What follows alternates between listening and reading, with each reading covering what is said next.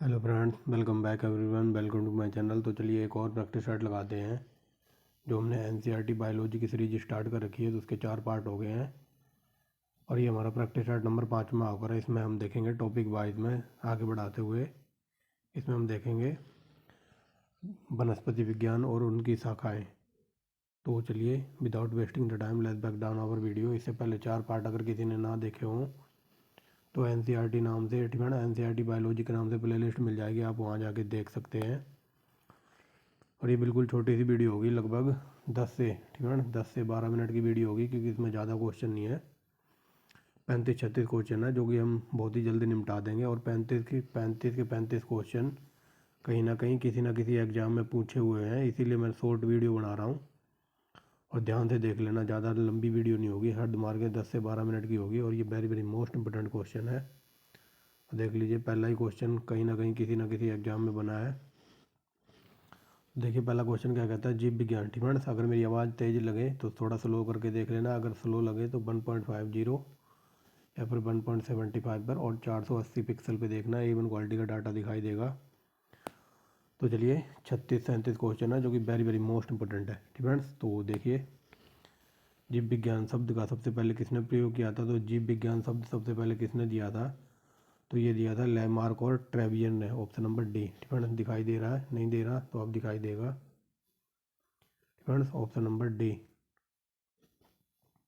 देख सकते हैं। फ्रेंड्स ये हमारा आंसर है ग्रीन कलर में।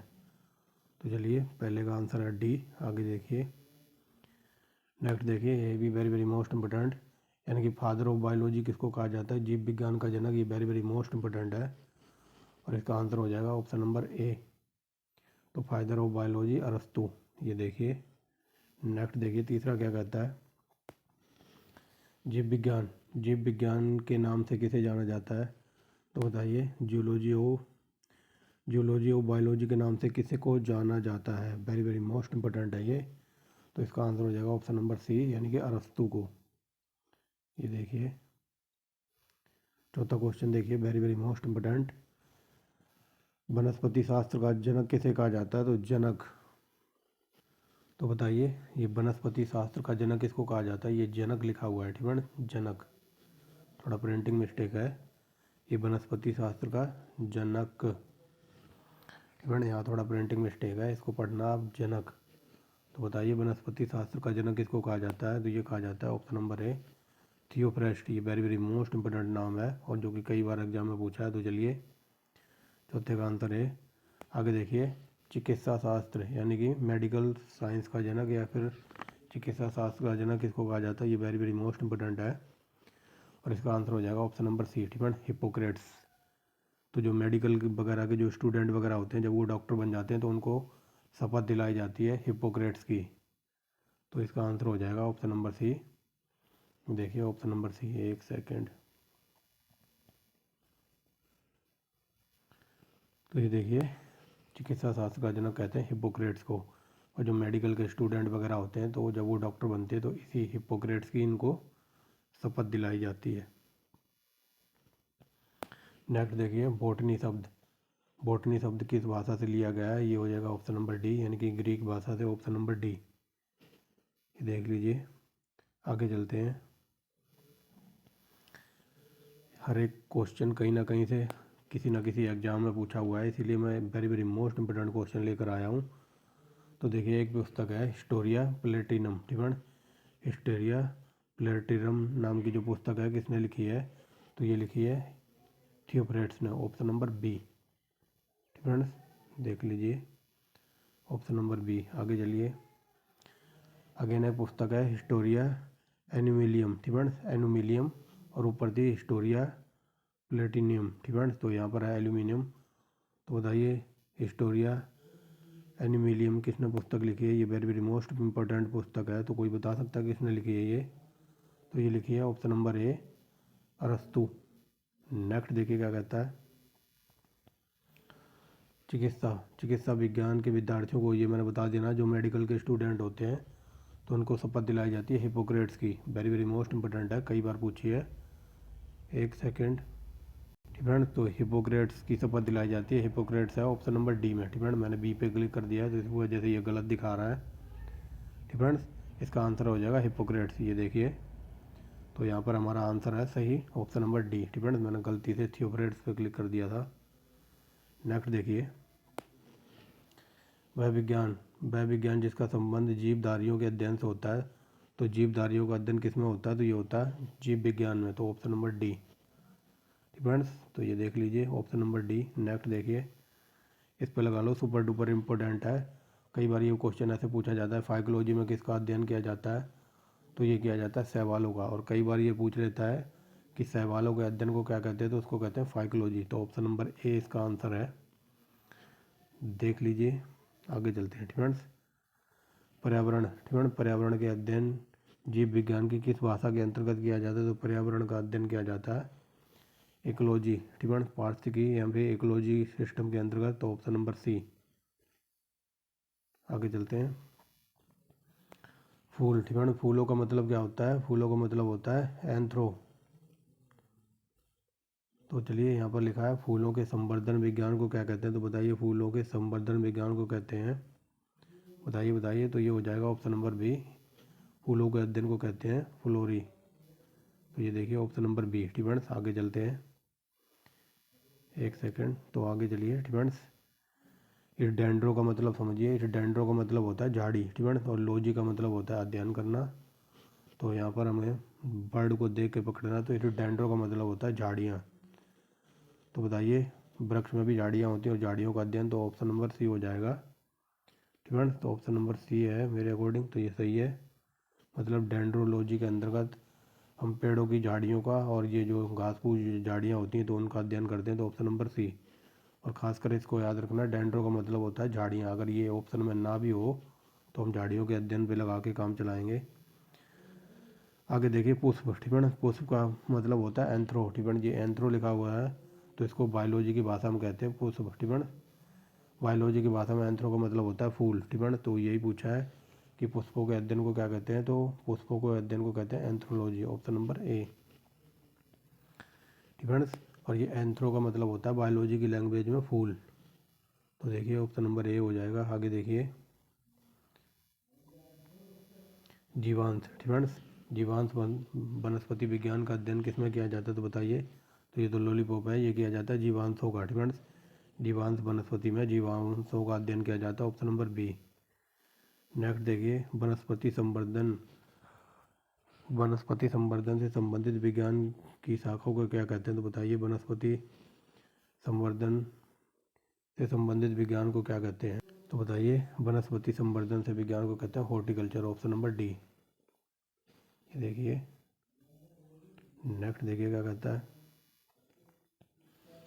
जीवों और वातावरण के अंतर की अभिक्रिया के बीच जीव विज्ञान की शाखा क्या कहलाती है, तो जीव विज्ञान की बताइए क्या शाखा कहलाएगी, तो वो कहलाएगी। तो देखिए यहाँ पर थे ना फ्रेंड्स, जीवों और वातावरण के अंतर की अभिक्रिया जीव विज्ञान की शाखा कहलाती है पारिस्थितिकी। फ्रेंड्स पारिस्थितिकी या फिर इकोलॉजी, तो ऑप्शन नंबर बी। फ्रेंड्स 18वें का बी है और इसका आंसर हो जाएगा पारिस्थितिकी। फ्रेंड्स नेक्स्ट देखिए 19वां नंबर क्या कहता है, तो चलिए 19वां नंबर देखिए क्या कहता है। वनस्पति की वह शाखा जिसमें शैवालों का अध्ययन कहलाता है, तो ये बता दिया ना शैवालों का अध्ययन क्या कहलाएगा, तो ऑप्शन नंबर हो जाएगा सी। फ्रेंड्स फाइकोलॉजी कहते हैं शायद। तो ये देखिए फ्रेंड्स शैवालों का अध्ययन कई बार पूछा है, याद रखना ग्रुप सी डी में। फ्रेंड्स तो आगे चलिए 20वां नंबर क्या कहता है, आगे देखिए फ्रेंड्स 20वां नंबर क्या कहता है, सिविलिकल्चर। फ्रेंड्स सिविलिकल्चर वनस्पति विज्ञान की वह शाखा है जिसके अंदर हम किस चीज़ का वर्णन करते हैं, तो सिविलिकल्चर का मतलब होता है वन से। फ्रेंड्स वनों का विकास वगैरह करना, तो ये देखिए option number B. Friends option number B. अब चलते हैं अगले क्वेश्चन पे देखते हैं। तो चलिए फ्रेंड्स यानी कि 21वां क्वेश्चन देखिए। तो स्पर्म। फ्रेंड्स स्पर्म का मतलब होता है बीज, तो स्पर्मलॉजी में किसका अध्ययन करेंगे, तो ये करेंगे बीजों का अध्ययन, option number A. Friends option number A ये देखिए। नेक्स्ट देखिए क्या कहता है, एग्रो। फ्रेंड्स इस एग्रो का मतलब समझिए, बायोलॉजी में एग्रो को कहते हैं घास। तो देखिए घास लिखा हुआ है ऑप्शन नंबर सी पे। फ्रेंड्स तो ये एक टर्म होती है पहचानने वाली, तो ये देखिए एग्रोलॉजी में घासों का अध्ययन होता है, वेरी वेरी मोस्ट इम्पोर्टेंट। और देखिए स्पैडो, डिपेंड्स, स्पैडो का मतलब समझिए, स्पैडो का मतलब होता है मिट्टी, डिपेंड्स मिट्टी, या फिर कई जगह ये मृदा भी लिखा मिलेगा, तो पैडो को कहते हैं बायोलॉजी की लैंग्वेज में मिट्टी या फिर भूमि। तो देखिए कहाँ पर लिखा हुआ है, तो ये हो जाएगा ऑप्शन नंबर बी, डिपेंड्स। पैडोलॉजी में हम मृदा का अध्ययन करते हैं या फिर मिट्टी का अध्ययन, तो ऑप्शन नंबर बी। ये देखिए नेक्स्ट देखिए क्या कहता है, आनुवांशिकता एवं भिन्नता के बारे में निम्नलिखित जानकारी देने वाली वनस्पति विज्ञान को क्या कहते हैं।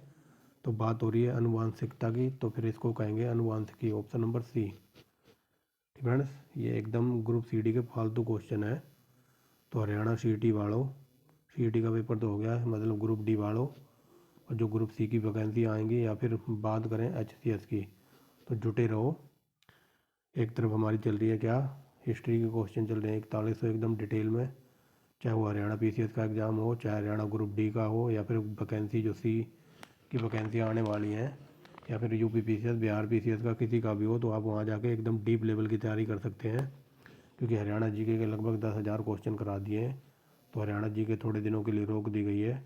आप हिस्ट्री पढ़िए, ज्योग्राफी पढ़िए, बायोलॉजी पढ़िए, क्योंकि और भी सब्जेक्ट हैं हरियाणा GK के अकॉर्डिंग। तो हरियाणा GK इतनी डिटेल में पढ़ा दिए, उसके लिए थोड़े दिन के लिए रोक दी गई है वो क्लासें, क्योंकि 10,000 क्वेश्चन बहुत हैं। बाकी आपके पास है इकोनॉमी है, इंडियन ज्योग्राफी है, पॉलिटी है, सब कुछ है, आप यहाँ से भी पढ़िए, डिपेंड्स। तो चलिए, और ये PCS के अकॉर्डिंग फालतू क्वेश्चन है PCS के, चाहे वो कि कोई सा एग्ज़ाम हो, चाहे UP PCS हो, वनडे एग्ज़ाम हो, तो आप बस स्टे करते रहिए और देखते रहिए और थोड़ा थोड़ा सपोर्ट करते रहिए। तो देखिए पौधों को नाम देने वाला विज्ञान क्या कहलाता है, तो वेरी वेरी मोस्ट इंपॉर्टेंट है, और ये कहलाता है ऑप्शन नंबर डी, बर्किकी, depends, option number D. I hope समझ गए होंगे, पौधों का जिसमें नाम दिया जाता है तो उसको कहते हैं बर्किकी, option number D, depends. Biology में डिपेंड्स,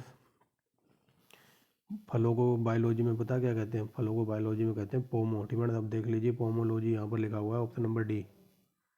ये सिर्फ पहचानने का खेल होता है, डिपेंड्स। आगे चलिए, परागकणों, परागकणों का अध्ययन क्या कहलाता है, तो बताइए परागकणों का अध्ययन क्या कहलाएगा। तो मैंने बता दिया ना, पोमोलॉजी में होता है फलों का अध्ययन, फाइकोलॉजी में होता है शैवालों का अध्ययन, और माइकोलॉजी में होता है कवकों का अध्ययन, डिपेंड। ये भी नोट कर लो, माइकोलॉजी में कवकों का अध्ययन, फाइकोलॉजी में शैवालों का अध्ययन, और यहाँ पूछा परागकणों का अध्ययन, तो बच गया हमारा क्या, तो ये पेनियोलॉजी, डिपेंड। तो पेनियोलॉजी में होता है परागकणों का अध्ययन, ऑप्शन नंबर बी, डिपेंड। ये देखिए सही है।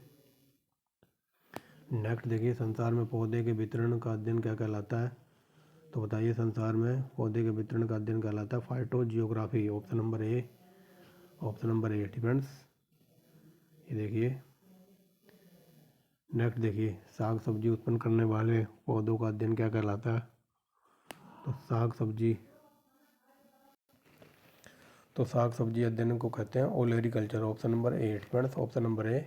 सेरिकल्चर, रेशम पालन के कीड़े, रेशम के जो कीड़े पालते हैं उसको सेरिकल्चर। सिविलिकल्चर में वनों का विकास, और PC माने होता है मछलियाँ, डिपेंड्स। तो इसका ऑप्शन नंबर हो जाएगा ए, साग सब्जी ओलेरी। आगे देखिए, वार्षिक विलय, डिपेंड। जो पौधे के ऊपर वो छल्ले टाइप पड़ जाते हैं ना, तो उनको वार्षिक विलय कहते हैं। तो वार्षिक विलय के अध्ययन को क्या कहते हैं, तो बताइए क्या कहेंगे,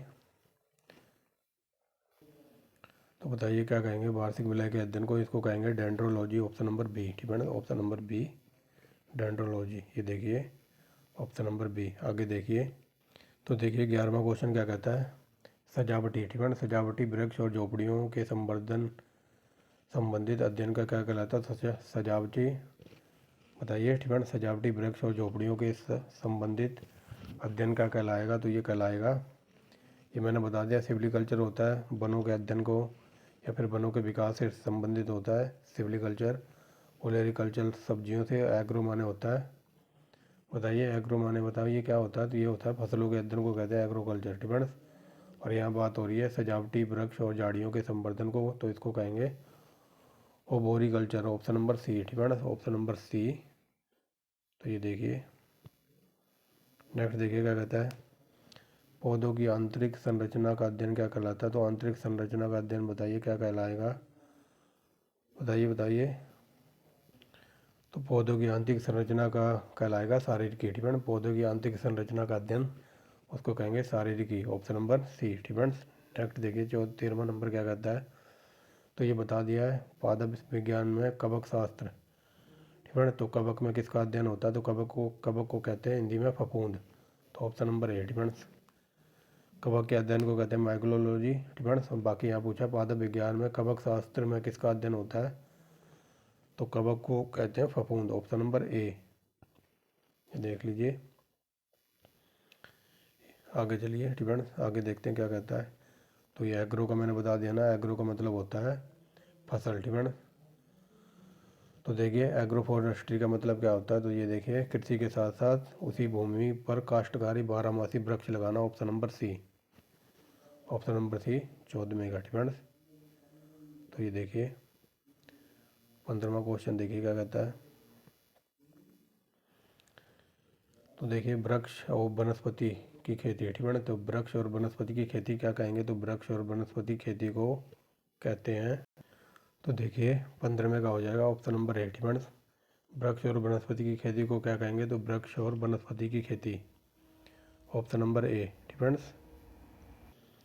तो देखिए 16वां क्वेश्चन क्या कहता है, जीव द्रव के पृथक्करण। ठीक है, जीव द्रव के पृथक्करण और संयोजन से संबंधित वनस्पति विज्ञान की शाखा क्या कहलाती है, तो उसको कहते हैं tissue culture. Option number C. ठीक है, टिश्यू कल्चर। नेक्स्ट देखिए ये लास्ट क्वेश्चन है, मैंने कहा था 16 37 38 क्वेश्चन है। ठीक है, तो देखिए ये लास्ट है यार, यहाँ पर बताना कौन सा सही सम्मिलित नहीं है। तो मैंने बताया था फलों के अध्ययन को क्या कहते हैं, पोमोकल्चर। सब्जी की खेती को कहते हैं हॉर्टिकल्चर। और फसलों की खेती को बताया था एग्रोनॉमी। और फूलों को बताया था फ्लोरिकल्चर। ठीक है, तो बताइए यहाँ पर गलत कौन सा है, तो बताइए। ठीक है, ये सब देख चुके हैं, तो ये हो जाएगा ऑप्शन नंबर सी गलत है। ठीक है, क्योंकि सब्जी की खेती को कहते हैं ओलेरिकल्चर और यहाँ लिखा है हॉर्टिकल्चर। तो हॉर्टी का मतलब होता है, हॉर्टिकल्चर का मतलब होता है बागवानी। ठीक है, तो ऑप्शन नंबर सी हो जाएगा, यहाँ पर सी गलत है। ठीक है, और गलती बताना था, तो ये देख लीजिए ऑप्शन नंबर सी। ठीक है, फूलों की खेती को फ्लोरी एग्रो। ठीक है, एग्रोनॉमी में फसलों की खेती का अध्ययन होता है। पोमो का मतलब होता है फल, तो फलों की खेती। सब्जियों की खेती को कहते हैं ओलेरिकल्चर। ठीक है, ओलेरिकल्चर। तो ये थे 37 क्वेश्चन, 20 पहले प्रैक्टिस सेट में थे और 17 इसमें, यानी कि 37 क्वेश्चन हो गए, जो कि ग्रुप सी डी के पालतू क्वेश्चन है, वेरी वेरी मोस्ट इंपॉर्टेंट। तो मिलते हैं नेक्स्ट वीडियो में एक नए टॉपिक के साथ। फ्रेंड्स, तो ये हमारा 5वां पार्ट था।